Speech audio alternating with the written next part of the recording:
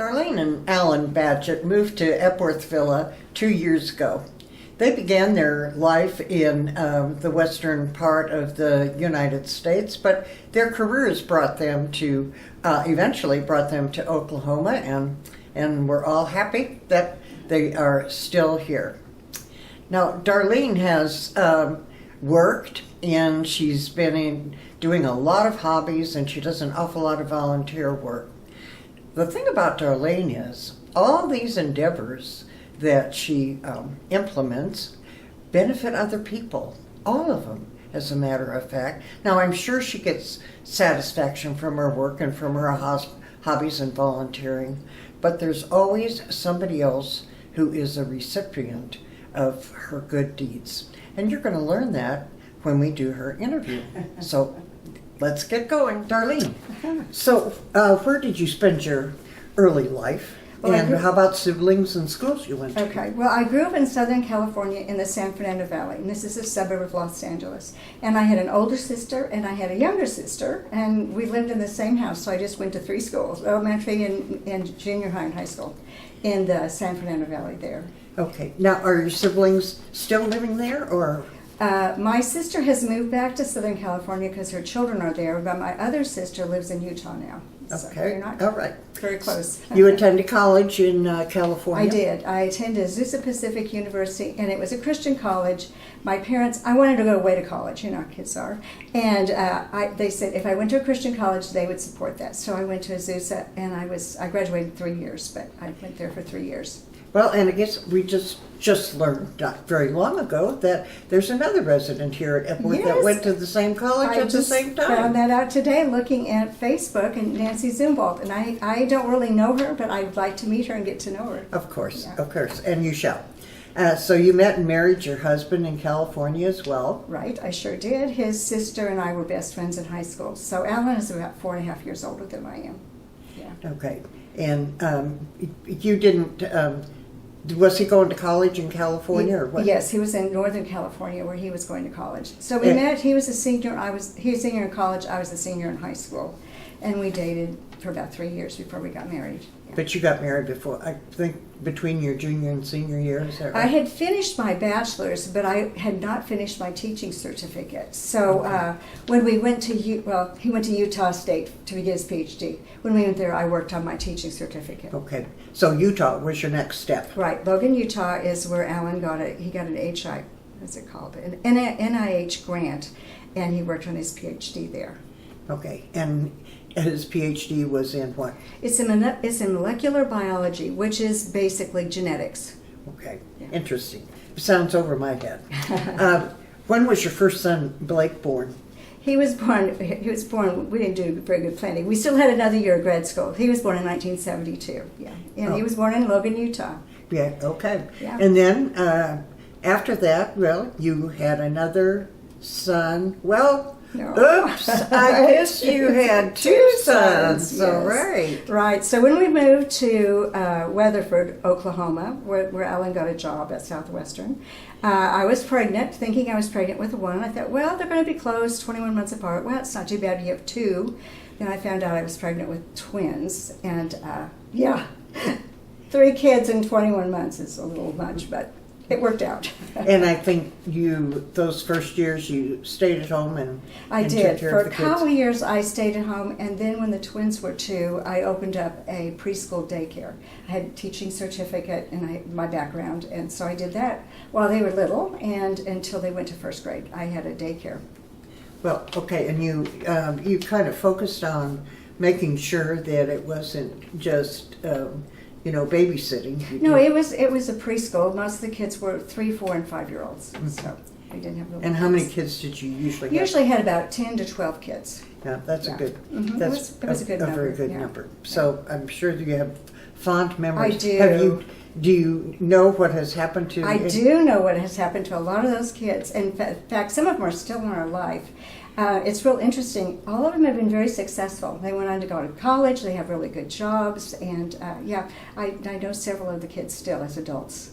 Well, and it just shows how important early education is Sure, of for course, yeah. for kids as they go on into their school. So you have to return to Oklahoma, and you were employed. Your husband was employed in Weatherford. Right. So talk about your work history. Okay, so at that time, this was about 1980, I think. I was looking for a job, and teaching jobs were really hard to come by. And in a little Weatherford, there were lots of people applying for elementary education jobs. In fact, one job might have 200 applicants because, it's a college town. So I did get a job in Hinton, Oklahoma, which was about 23 miles away. So maybe 30-minute drive. And I was there for 18 years. And I really liked being in a small town, about 4,000 people. Everybody knew everybody, and it was real So different. what grades were you teaching then? I taught reading, remedial reading, and I taught first and second grade. Okay. Oh, all right. So eventually you became involved with dyslexia. I did. Explain that. I did. I had a few children who were very bright children, and they just could not learn to read. And I had an opportunity to have some special education through the Payne Education Center, which is in Oklahoma City. And I did the two summers and used that material, and I really had a lot of success with my dyslexic students. And about 1 in 5 kids really struggle with reading. So it was important that I have something special, not just what the regular classroom was doing.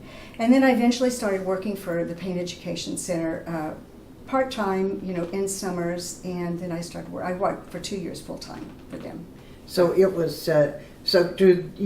It was important for kids to get special attention with dyslexia. Right. Are they getting that in public schools, or? I don't know to tell you the answer to that. I think some of them some people are trained, and some people just have just the regular classroom materials. One of the things that's really interesting is this material came out of the Texas Scottish Rite Children's Hospital, and Texas does recognize dyslexia as a specific learning disability as opposed to just putting everybody in the same class. Because typically these kids are bright, they just really can't. So it's not really a behavior. No, typically it's not a behavior. It's not autism or anything like that. Okay, Yeah, it's just has to do with reading and how they see words. Right. Okay, and normally, what does it take to kind of get kids back on track? 2 or 3 years, depending on how severe they are. There's completely different levels of that. But if you're a very severe dyslexic, it may take 2 or 3 years of individual instruction to get them back on level. What's the earliest stage you're kind of successful? I guess you don't know that until they start reading. Typically you don't know until about second grade, and it starts to become aware of it. But the kids that I usually worked with were older, 3rd, 4th, 5th graders. Well, and you did say that you enjoyed really working with dyslexic adults. Yeah, that was the most gratifying because the adults really wanted to learn. I worked with a young man, he was 17, and he read it at 2.7 level, and he had 1 more year of high school, and we worked together for 18 months, and he almost was at a 6th grade level when we finished. And that is considered functional literacy. They can read a newspaper, they can function in society. And he has grown up to be, he's a really bright man. He was I think his IQ was way higher than mine. He grew up and he is very successful in the oil field business. Well, great. And see, folks at home, you're getting a picture of how Darlene is, all of the things she has done for other people as well as herself. Probably more important for her that she's doing them for other people.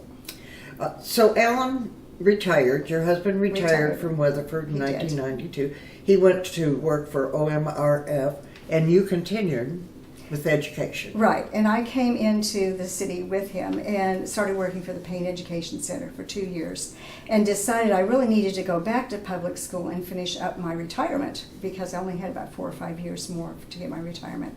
So one of our principals at Horseman Elementary knew me because I'd done some training there, and she needed a teacher. So I taught there for about 3 years.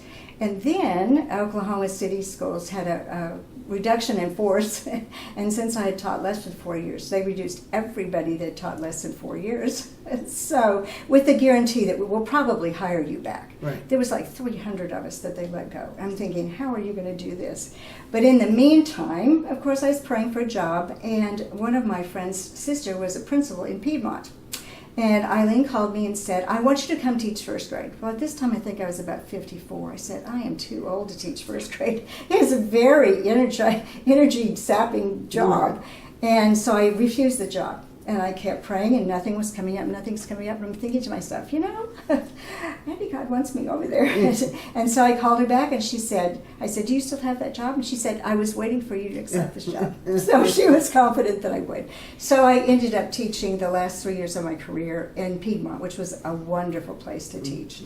And at that time, it was a really small school, and I felt really successful. And first graders. And first graders, and they just love you to pieces, and it's really very gratifying. They are a very loving they are. age, aren't they? Yeah, they are. Really and not too much trouble. Very inquiring minds, of course. Right. Yeah. Well, you have numerous hobbies. I do. And you're involved in a lot of volunteering, so let's talk about that. Okay, let's see, where shall we start? I'm really involved in my church, and we have gone to Crossings Community Church for almost 25 years. And one thing I really like about the church is very mission-oriented. And I've gone to Africa and to Honduras, and I've done some other mission work like the food bank and things like that. So right now what I'm doing is I deliver flowers for people that are homebound. And I do that once a month. These are members of our church that I go to. You deliver flowers. Okay, flowers sorry. to homebound people. Okay, so where are the flowers coming? Are you? The church buys them, and people arrange them, and then I pick up mine and I take it to some member that's not able to come to church anymore. For some reason. Yeah. Okay. Yeah. So are you in a Sunday school class in Not church? right now. I do Bible study, and then of course we're involved in church that we go to. Okay. Well, you also are involved in some sewing projects. Yes. I do a couple of things, and I've sewed for lots of different organizations. But right now, I'm sewing pillowcases for Ryan's Case for Smiles, and I've done that for about 10 or 12 years. And what we do is we make really cute pillowcases, take 350 every month down to the OU Children's Hospital. And I make special pillowcases for birthday kids, and I embroider them, and I have birthday fabric, and so they're kind of a special pillowcase for, if you're in the hospital on your birthday, you need something special to brighten up your day, that's for sure. Yeah. And then another thing that's on my heart is Hope Pregnancy Center. And this is an organization that helps women that have unexpected pregnancies. And most of the time these are young ladies, and very often they're not married. And they have free sonograms so that they can see that that's just not a clump of cells there, that it really is a real baby. And they help them. They have classes to teach them how to be good mothers.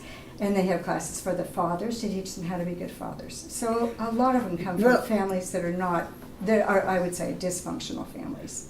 Now this is interesting because these are usually unmarried women. Usually unmarried But the women. fathers of these children are also involved in this. Right. They want the fathers to still be involved too. And the fathers really seem to like it.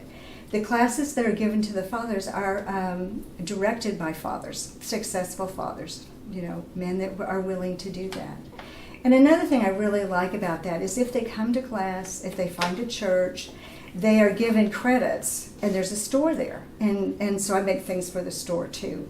And they can go, and with their credits, they can buy diapers and formula, and they can buy equipment, car seats and playpens and that kind of stuff, and all kinds of clothing items.